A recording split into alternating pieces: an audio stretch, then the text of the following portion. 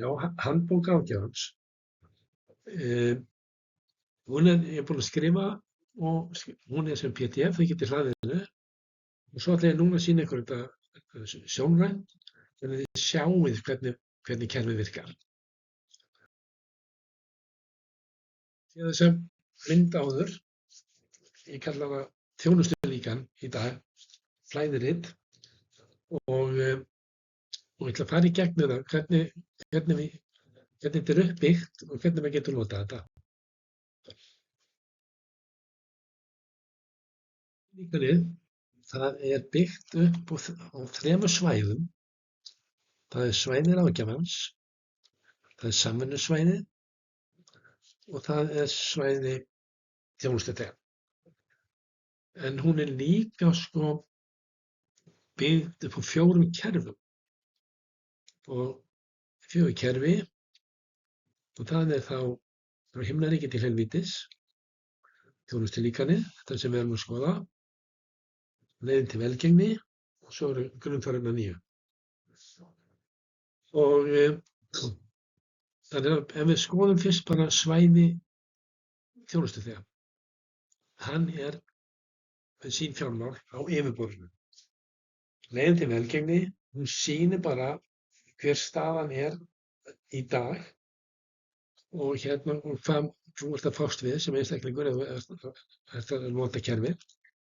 Þannig að hérna er einhver að reyna að semja, hérna er einhver að reyna að draga saman eða hver sem verkefnin eru, þá er þetta verkefni skjólstæðisins miðað við hvað hann er að fást við.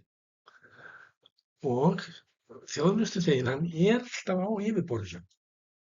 Þetta er að því hann er hræddur við eitthvað, hann finnur fyrir stressinu, samviskubitinu og svo framvegis. Og þannig að hann er kominn til að fá þjónustu, hvað var það, fjármál, og hann vill bara tala um fjármál. Eins og vitum við að þessi persóna, það eru hérna einhverja þarfir sem hann er að reyna að uppfælla með háttalagi sínu og hegðun sinni og hugsun. En hann vill ekkert vita af þessu. Hins vegar þurfum við að vita af þessu til þess að hjálpa honum eða þjónusta.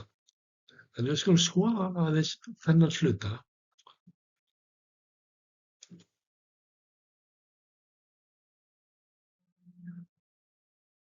Já, hérna er sem sagt stóru þrepin og þarfirnar.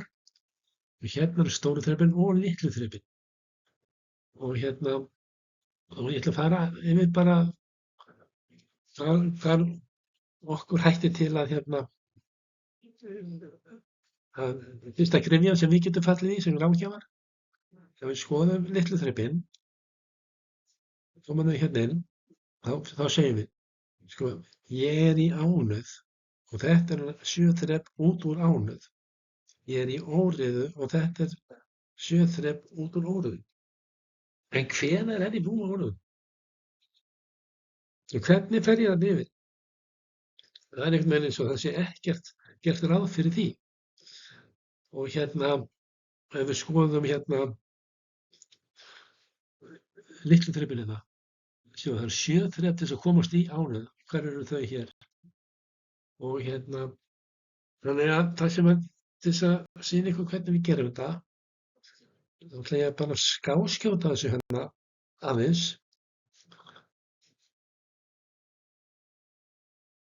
Það er sem sagt, það er komið þrep hérna, þannig að núna er þrep frá öryggisþörfum upp í ánauð.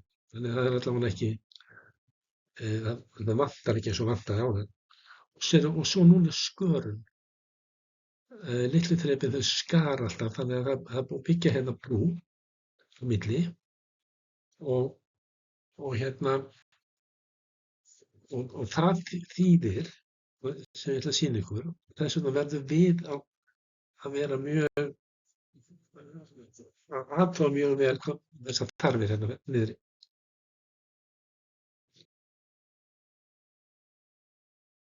Það sem við erum að uppgötva hérna er brúin frá ánauð upp í óreiðu. Brúin frá óreiðu upp í skuldir. Brúin er það að það eru 3 þarfir að hafa áhrif á hvert þroskastig. Það er ein víkjandi, ein ríkjandi og ein kviknandi. Og þannig ef við skoðum hérna bara til dæmis í ánægðinni þá er það að kveikna á samþykktarþörfinni og hérna öryggisþörfin er víkjandi. Þannig að þegar við förum upp í óreiðuna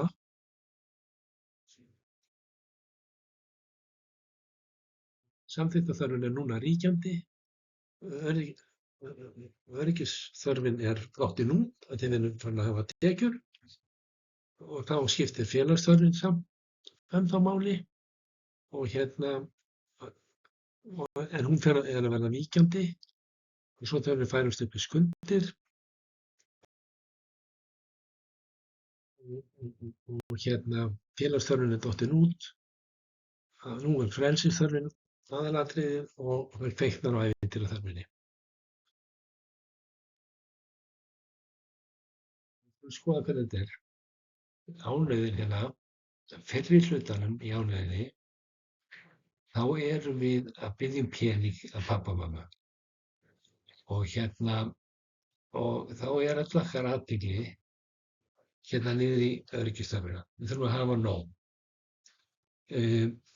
Og svo bara höldum við áfram að biðja, en við komumst að því að hérna þessi brunnur er bara alls ekki ótæmandi og þau munu aldrei geta látið mig hafa það mikið pening og mér finnst ég alltaf hafa nóg.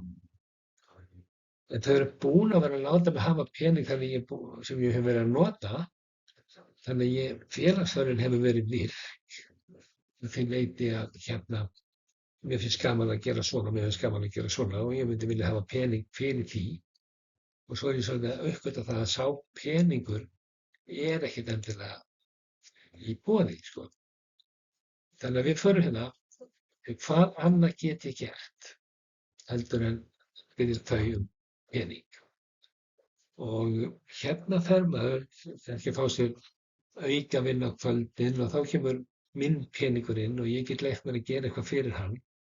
Og þá sé ég það að það er gott samhengi á milli félagsþarfar og hérna og peninga.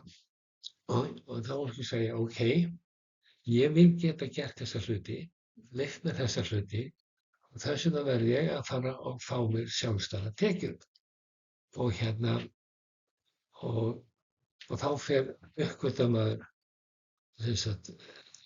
peningur, en það kveiknar á samþykktarþörfinni þess að þegar ég fer og kaupi mér einhverja peysu, þá bara finnst mömmu nú ekkert flott. Og þar með kveiknar á hérna samþykktarþörfinni. Já.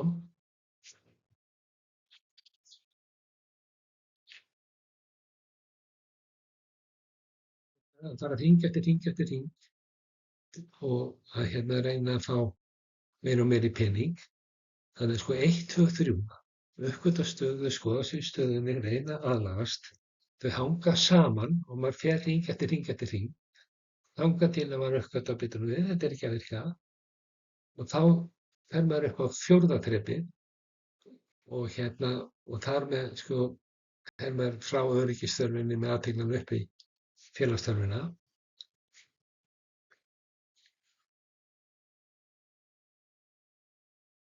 Uppgötva hvað það er og það er það væntanlega að ég þarf að hafa meiri tekjur ef ég ætla að ná að fullnægja félagsþörfinni almennilega. Og svo förum við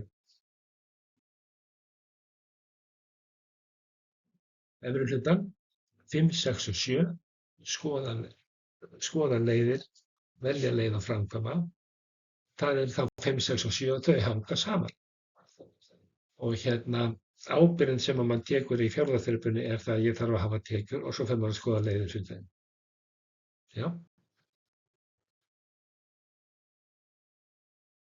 Svo bara skoða hvernig þetta er. Í ánauð þá erum við að hérna sníkja pening af pabba og mamma. Þannig hérna neðri hlutanum í ánauðinni þá erum við að sníkja pening af pabba og mammu. Þannig að öll okkar athygli fer héðan og hingað niður.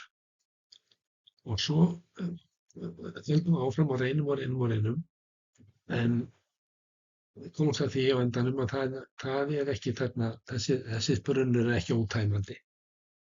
Og svo kemur að því að við segjum ok, ef ég ætla að uppfylla öryggisreglurnar þá þarf ég að læra að hafa tekjur, en áður en að fatta þá þarf hann að taka hérna 4. skrefið. Þetta er skref 1, 2 og 3, hring eftir hring eftir hring.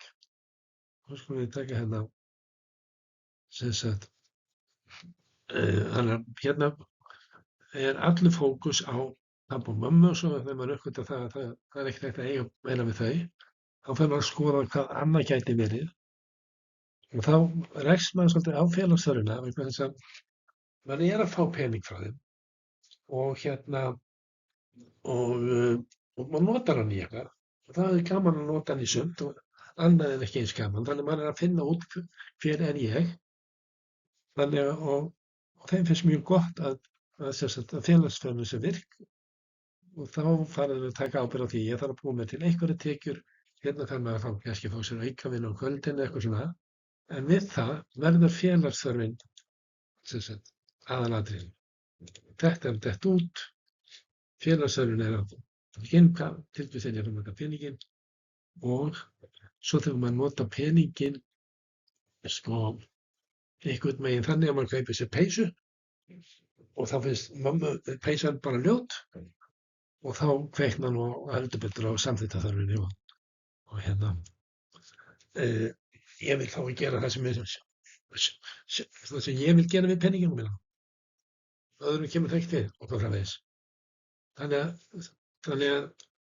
og svo þegar við færumst upp í óreiðuna þá breytast bara pílurnar þannig að þá kemur píla hérna frá óreiðunni inn í félagsþörfina sem víkjandi frá óreiðunni inn í félags og óreiðunni inn í samþykktar og óreiðunni inn í frelsis. Já, eitt enn